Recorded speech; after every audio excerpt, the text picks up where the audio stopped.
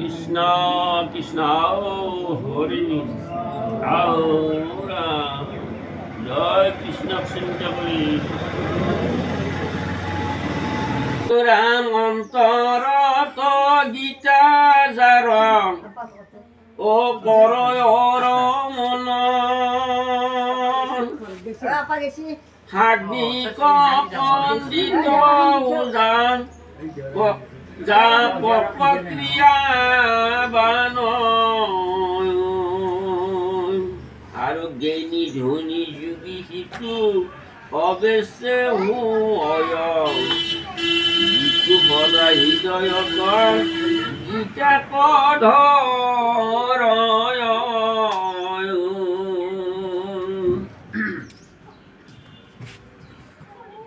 আৰু ৰাম সৰ্বকালে যিটো থানে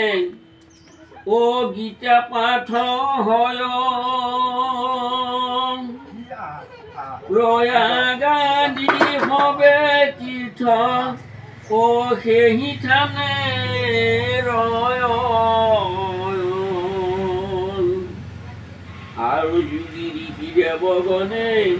ও দেহাৰ তাৰ আপয় সবায় তাৰ দৈৱতী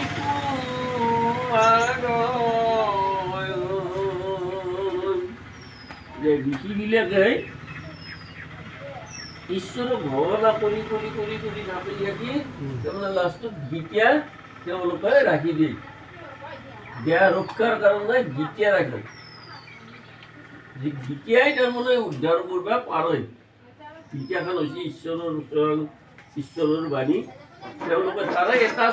গুণো গাই হ'লে মৰিব পাৰে ঋষি যোগীবিলাকে আগৰ দিনত আৰু ধ্ৰুৱ আদি পাৰিষদ ও নাৰদ গোসাঁই সৰ্বদা গীতাৰ আগে অৱস্থান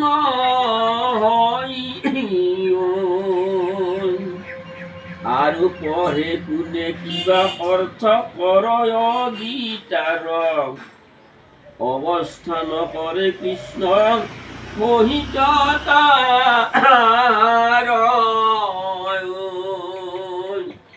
নাৰদ আদি ঋষিগণ বোলে মানে গীতা পঢ়িলে ঈশ্বৰৰ সৈতে তেওঁ আগত থাকে নবদতি শুনিও ধনঞ্জয় ও হৃদয়ৰ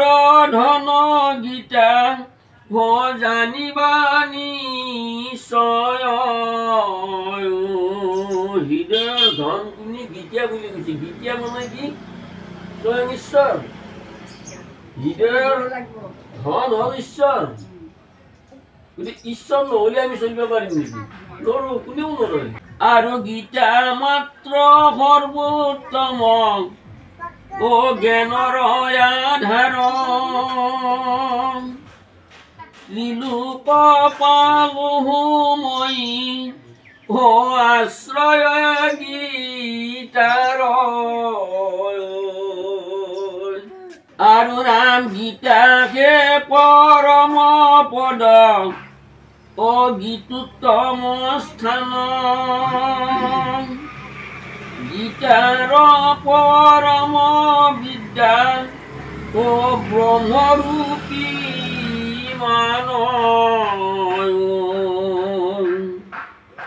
আৰু গীতাৰ গোপন কথা শুনা ধনঞ্জয়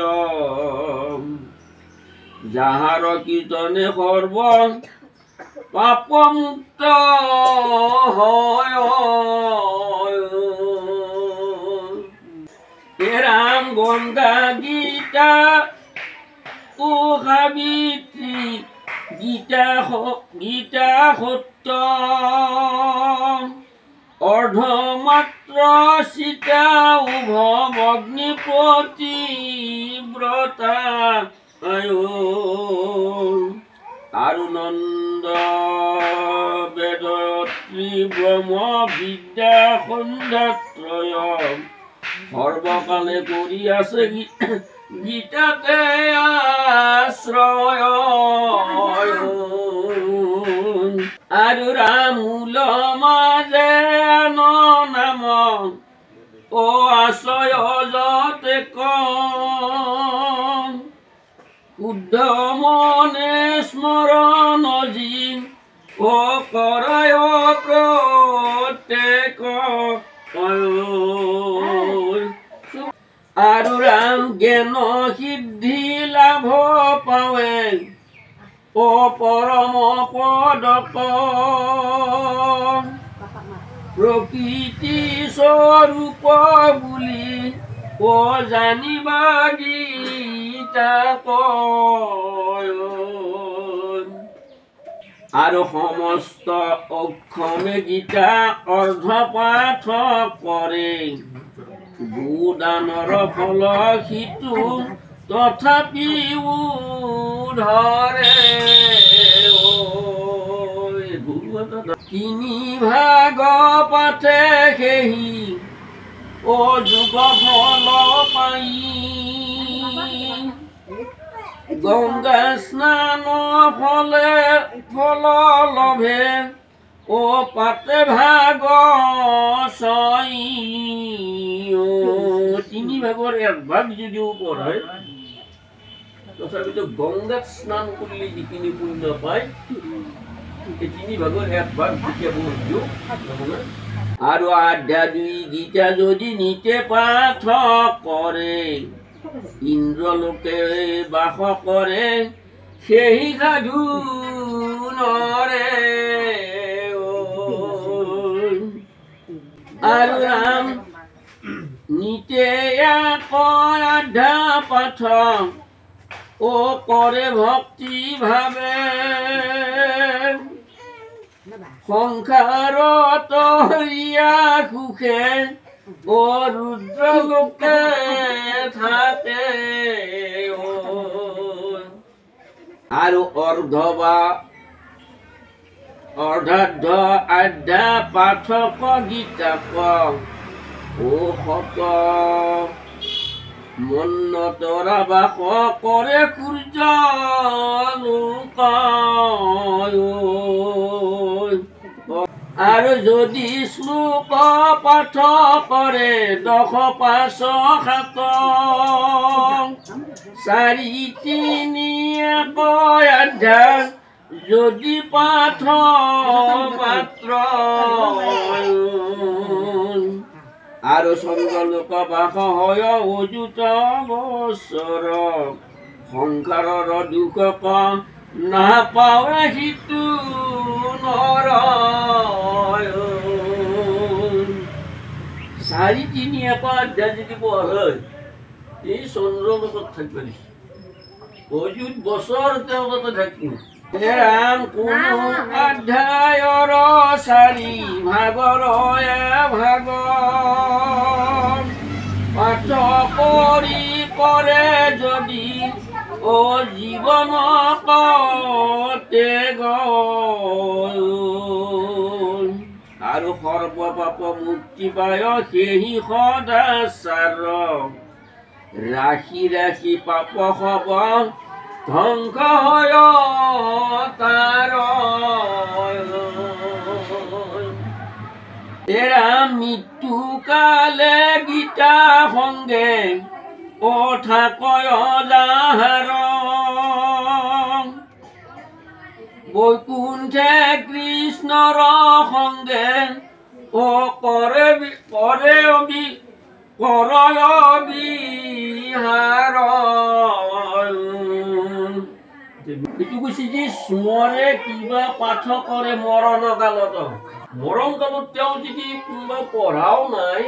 নিজেও যদি স্মৰণ কৰিছে তথাপিতো তেওঁ মুক্তি পাব আৰু ৰাম মৃত্যু যদি অধ্যায় 1 গীতা পাঠ কৰি গীতা ভাষে বঢ়ে পুনু নৰ জন্ম ধৰি যত ধৰ্ম কৰ্ম মানে ও গীতা তয় আশ্ৰয় ইকব নিৰ্দোষী বুলি সৰ্বলোকে কয় আৰু পিতৃ শ্ৰাদ্ধে পিতা গীতা পাঠে পিতৃতুষ্ট হয় নৰক বিস্তাৰী পিতৃ স্বৰ্গপুৰে যায় আৰু ৰাম গীতাত সন্তোষ পিতৃ গণয়তি হয় পুত্ৰে আশীৰ্বাদ পিতৃ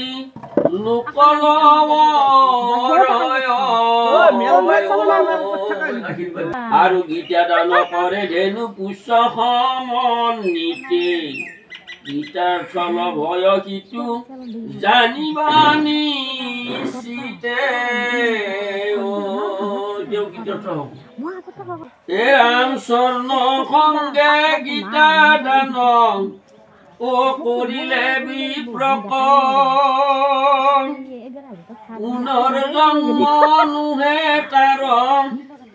জানিবা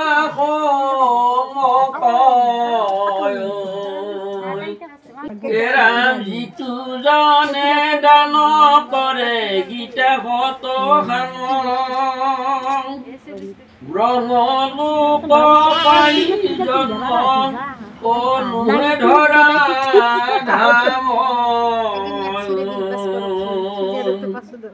আৰু গীতা দানৰ প্ৰভাৱতে সেই সাধু লোকে সপ্ত কল্প বিষ্ণু সহ বিষ্ণু লোকে থাকে আৰু ৰাম গীতা পাঠ কৰি যদি মহাত্মা নপঢ়ে বৃথতে সি জনা গীতা পাঠ কৰি মৰে আৰু মহাত্মা সহিতে গীতা পঢ়ে কিবা শুনে লভয় পৰম গতি শ্ৰোত ভক্ত জনে আৰু পুণ্য ফলে সংসাৰত ৰয় সিটো জনম অৰ্থ শুনি মহাত্মাকে কৰিলে শ্ৰৱণ আৰু শুনা সৰ্বজন ইটো মহাত্মা গীতাৰ যাহাৰ প্ৰভাৱে সুখে তৰয় সংসাৰ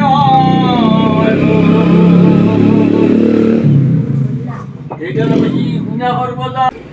আৰু গীতাৰ মহাত্মা এই মানে সমতল হৰি হৰি বোলা হবে অভগদ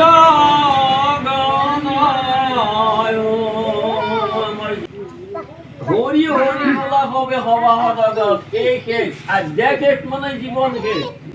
আমি যেতিয়া কিলি থাকো আমি গাই থাকি আমি যেতিয়া গাব শেষ হম তেতিয়া আমি আৰু ক'ত যাম তাৰমানে আমাৰ আধ্যায় পৰিল এ ৰাম গীতাৰ মহাত্মা এই মানে সমাপন হৰি হৰি বোলা হবে সভাসদ গণ হৰি ৰাম অ ৰাম হৰি ৰাম ৰাম হৰি ৰাম অ ৰাম হৰি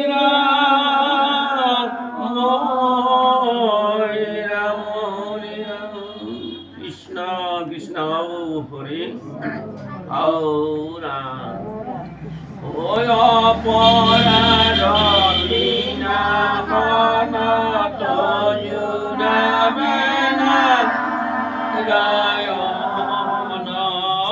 জানি নামে পগিল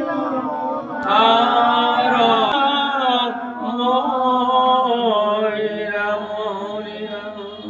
কৃষ্ণ কৃষ্ণ হরে আওরা কৃষ্ণ কৃষ্ণ হরি আওরা জয় কৃষ্ণ চিন্তা কৰি